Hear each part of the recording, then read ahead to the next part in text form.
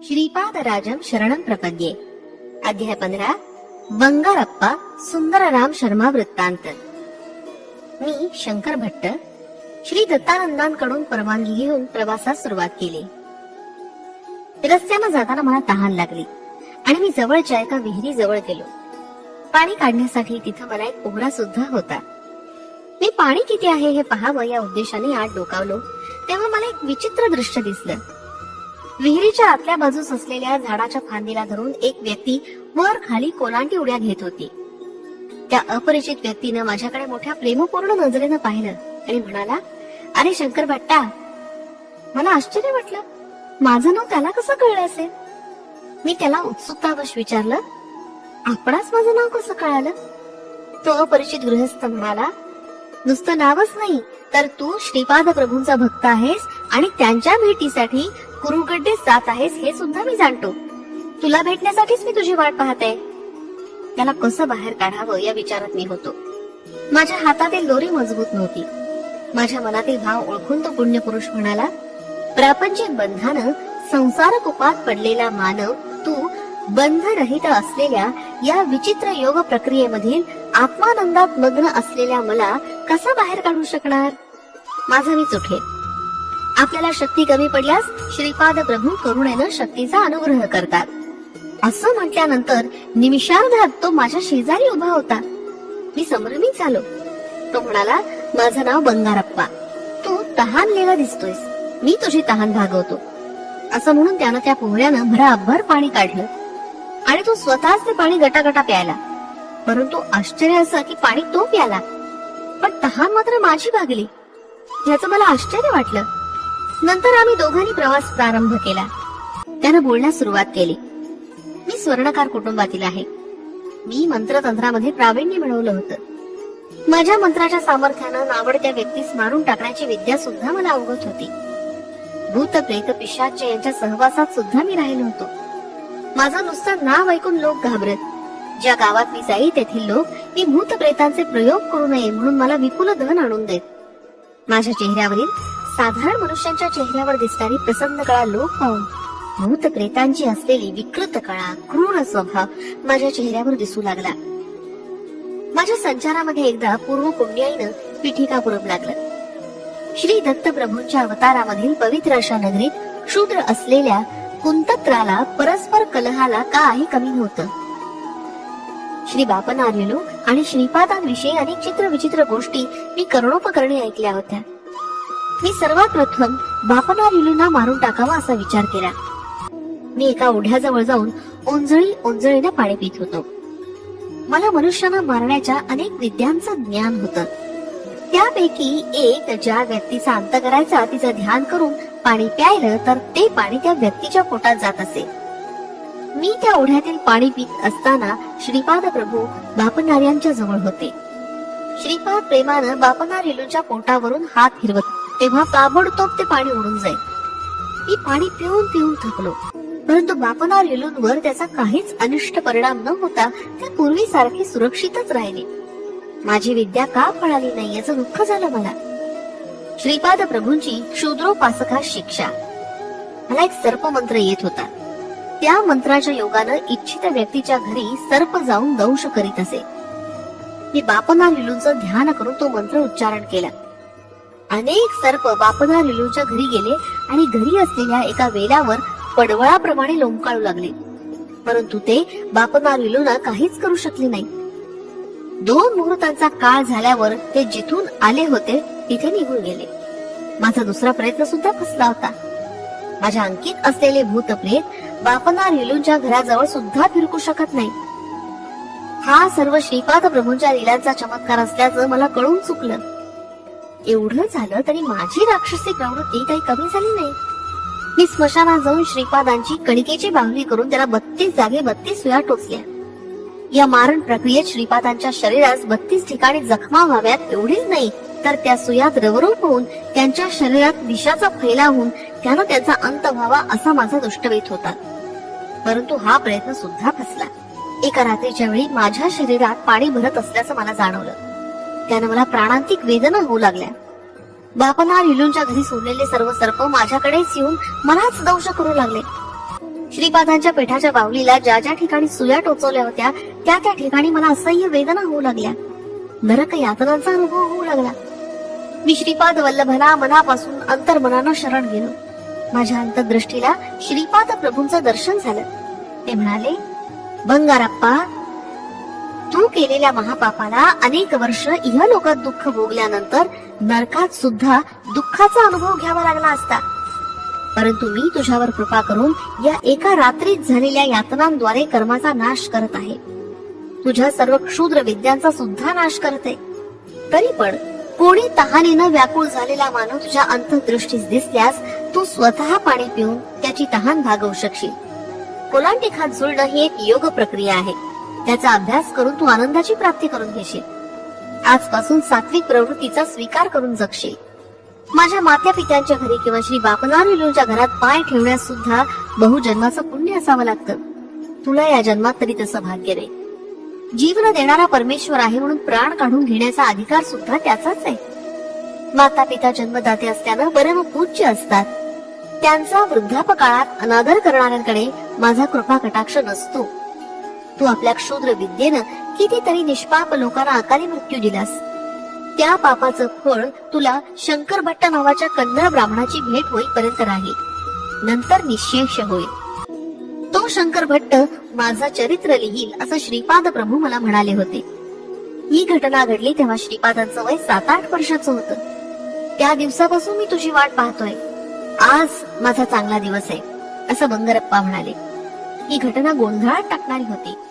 नंतर मी असमंजसपणे म्हणालो, तुम्ही पाणी प्यायलं तर दुसऱ्याची तहान कशी भागते, यात मर्म काय? त्यावर बंगारप्पा म्हणाले, एका योग प्रक्रियेनं मी इतर जीवांच्या प्राणमय शक्तीमध्ये अनुसंधान साधतो. त्याद्वारे हे तादात्म्य भावनेनं साध्य होतं. रामायण काली किष्किंधा नगरीचा वानर राजा वाली यास एका योग प्रक्रियेद्वारे त्याच्या समोर युद्धास असलेल्या योद्ध्याच्या शक्तीच्या दुप्पट शक्ती प्राप्त होत असे. या कारणानच श्रीरामानं झाडाच्या मागे लपून त्याचा वध केला होता. विश्वामित्र महर्षींनी राम लक्ष्मणांना बला अतिबला नावाच्या 2 अत्यंत पवित्र मंत्रांचा उपदेश केला होता. या मंत्रातील स्पंदनाच्या प्रभावानं प्राणशक्तीची सिद्धी करता येते. मानवाच्या शरीराच्या शुद्धीक्रमाच्या 12 अवस्था आहेत. श्रीरामांचा देह 12व्या अवस्थेत होता. श्रीपादांचा देह सुद्धा 12व्या अवस्थेत असल्यानं त्यांच्यातील अनंत शक्ती, अनंत ज्ञान, अनंत व्यापकत्व सहज सिद्ध असं आहे. साधन मार्गातील 7 भूमिकांचा विचार. मानव त्याच्या विकासात 7 भूमिकेत असतो. पहिल्या भूमिकेत स्थूल देहेंद्रिय, सूक्ष्म देहेंद्रिय एकाच वेळी उपयोगात आणू शकतो. दुसऱ्या भूमिकेत सूक्ष्म देहेंद्रियाच्या आधारे सूक्ष्म प्रपंच अनुभवत छोटे छोटे चमत्कार करण्याचे सामर्थ्य प्राप्त होते. तिसऱ्या भूमिकेत सूक्ष्म शरीराच्या द्वारे दूर प्रयाण करू शकतो.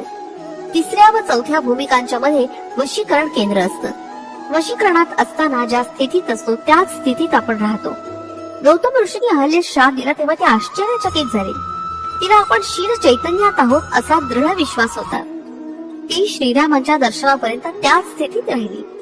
अहिल्याचं शरीर शिला स्थितीत गेलं होतं, तसंच तिचं मन त्या स्थितीत गेलं होतं. म्हणजे तिसऱ्या आणि चौथ्या भूमिकेच्या मध्येच असलेल्या वशीकरण केंद्रात ती राहिली. श्रीरामांची पायधूळ लागताच तिचं मनोपुष्प विकसित झालं आणि ती स्वतःच्या सहज स्थितीत आली. चौथ्या भूमिकेला पोहोचलेल्या आत्म्याला अतिशय विस्तारित योग शक्ती लाभते. यासाठी आपल्या योग्य शक्तींचा लोक कल्याणार्थ अंतरात्म्याच्या बोधातून विनियोग केला तर उच्च स्थिती प्राप्त होते. परंतु पाप कार्याला निमित्त होणारे तुच्छ स्वार्थ प्रयोजकांसाठी ही शक्ती वापरली तर पतन अवस्थेला जाऊन शिला चैतन्यात पडण्याची भीती असते. त्यानंतर अनेक हजारो जन्मानंतर मानव जन्माला येता येतं. 5व्या भूमिकेवर असलेले साधक संकल्प ज्ञानी असतात. 6व्या भूमिकेवरील साधक भावज्ञानी असतात. संकल्प ज्ञानी साधक दैवी साक्षात्काराबरोबर प्रापंचिक कार्यकलाप सुद्धा चालवतात. भवज्ञानी साधकांचा प्रापंचिक कार्यकलापाचा ध्यास फार कमी असतो. 7व्या भूमिकेतील साधक परमात्म्याच्या जवळ असलेल्या ज्ञानाची प्राप्ती करून घेऊ शकतात. अवतारी पुरुष आणि साधकातील भेद. बंगारप्पांनी सांगितलेल्या गोष्टी ऐकल्यावर माझ्या मनात काही संदेह निर्माण झाले. त्यांचं निराकरण करण्यासाठी मी प्रश्न केला, महाराज, जीवनात केवळ परिणाम क्रम असतो का? काय हे अवतारी पुरुषांना सुद्धा लागू पडतं? यावर बंगारप्पा म्हणाले, अवतारी पुरुष काळाच्या महिम्यानं निर्माण होतात. मानव जेव्हा भगवंत होतो तेव्हा त्याला समर्थ सद्गुरू असं म्हणतात. देव मानव रूपात आले तर त्याला अवतारी पुरुष म्हणतात. मत्स्य पाण्यात वेगानं पोहू शकतो. कूर्म पाण्यात आणि जमिनीवर दोन्ही ठिकाणी राहू शकतो. वराह म्हणजे खड्गमृग, भूमीवर सहजपणे चालू शकणारा प्राणी. सिंह हा जनावरात सर्वात श्रेष्ठ प्राणी.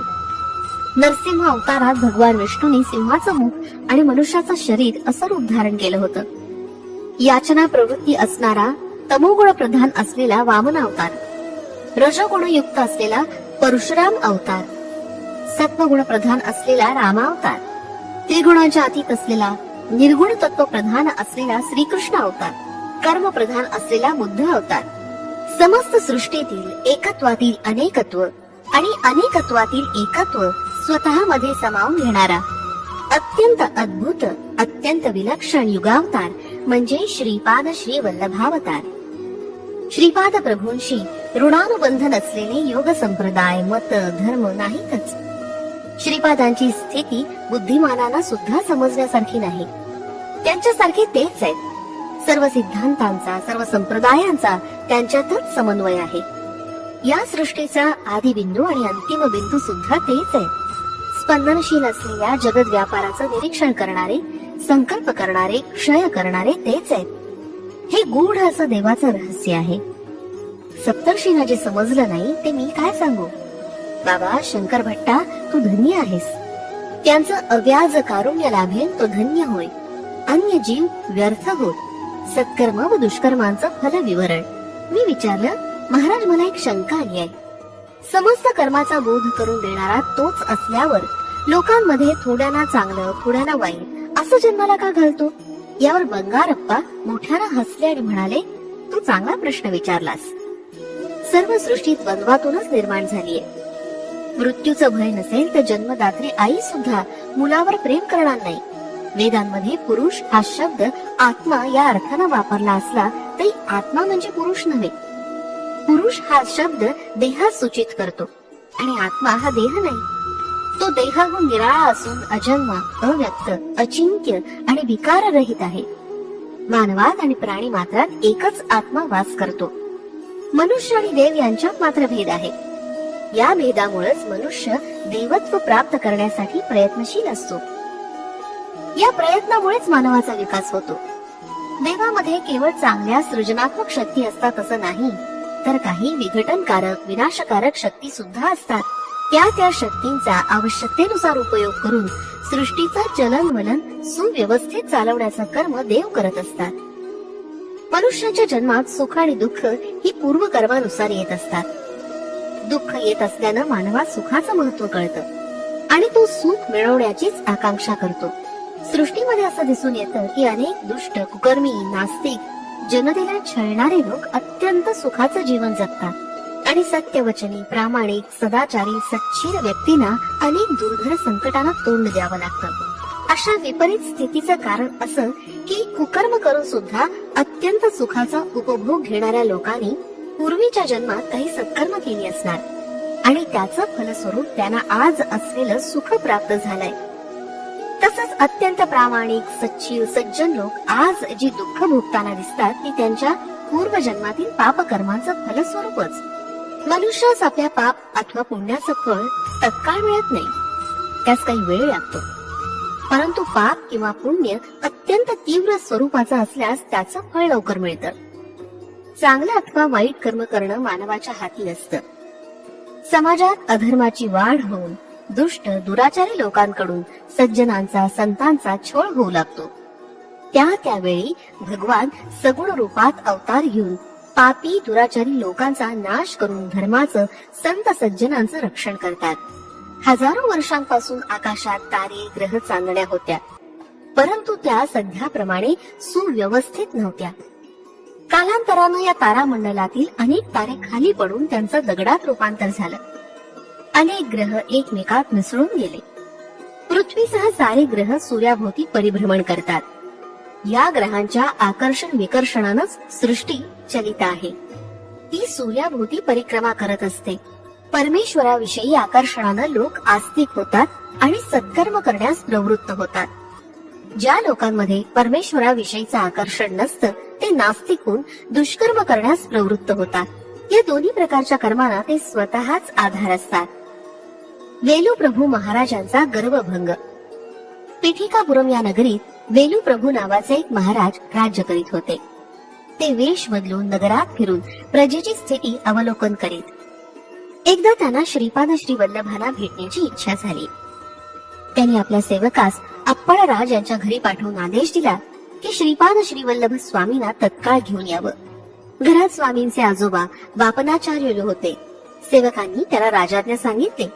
आजोबांनी स्वामींना सांगितलं, पिठिकापुरमच्या महाराजांनी तुला भेटीस बोलावलंय. श्रीपाद म्हणाले, तात राजांच्या मनात भक्तिभाव नाही. तो अहंकार पूर्ण वृत्तीने मला येण्याची आज्ञा करतोय. त्याला वाटतं आपण महाराज आहोत, आपली सत्ता सर्वांवर चालते, आपण म्हणू तसं झालं पाहिजे. परंतु माझं दर्शन एवढं सोपं नाही हे तो जाणत नाही. मी महाराजांच्या भेटीसाठी जाणार नाही. स्वामी राजाच्या सेवकाला म्हणाले, तुमचे महाराज केवळ या पिठिकापुरमचे राजे आहेत, परंतु मी तर समस्त विश्वाचा चक्रवर्ती सम्राट आहे. तुमच्या महाराजांना सांगा की माझ्या दर्शनाची इच्छा असल्यास स्वतः आपण आमचे घरी यावं. येताना गुरुदक्षिणा आणि चक्रवर्ती सम्राटास शोभेल असा नजराणा घेऊन यावं. स्वामींचं हे वक्तव्य ऐकून अप्पळराज आणि बापनाचार्युलू यांनी आपसात विचार विनिमय करून सेवकांना निरोप देऊन पाठवून दिलं. सेवकांनी स्वामीचा निरोप राजास कळवला. तो ऐकून महाराज अत्यंत संतप्त होऊन म्हणाले, मी या नगरीचा महाराज आहे. माझ्या आज्ञेचं श्रीपाद श्री वल्लभ कसं उल्लंघन करू शकतात हे मी पाहतो. एवढं वाक्य बोलताच भोवळ येऊन ते सिंहासनावरून खाली पडले. सारे सेवक सिंहासनाजवळ धावले. त्यांनी राजाला पाणी पाजून सावध करण्याचा प्रयत्न केला, परंतु त्याची सर्व शक्ती गेल्याप्रमाणे होऊन भयंकर अशा नरक यातना त्याला होऊ लागल्या. तत्काळ राजपुरोहित श्री कोट सुंदर शर्मा यांना बोलावणं पाठवलं. त्यांनी महाराजांची परिस्थिती पाहून स्वतः श्री दत्तात्रेयांची श्रद्धा भावानं पूजा करून तीर्थप्रसाद महाराजांना आणून दिला आणि विभूती कपाळी लावली. राजपुरोहित म्हणाले, पाहिलात ना माझ्या अर्चनेचा परिणाम. आपण श्रीपाद श्री वल्लभांच्या दर्शनाची इच्छा केली ती व्यर्थ आहे, कारण ते स्वतःच श्री दत्त प्रभूंचे अवतार आहेत. त्यांच्या पूजेनं लहान सहान सिद्धी प्राप्त होतात. बापनाचार्युलूंना सुद्धा त्यांच्यामुळेच मंत्रसिद्धी प्राप्त झालीये.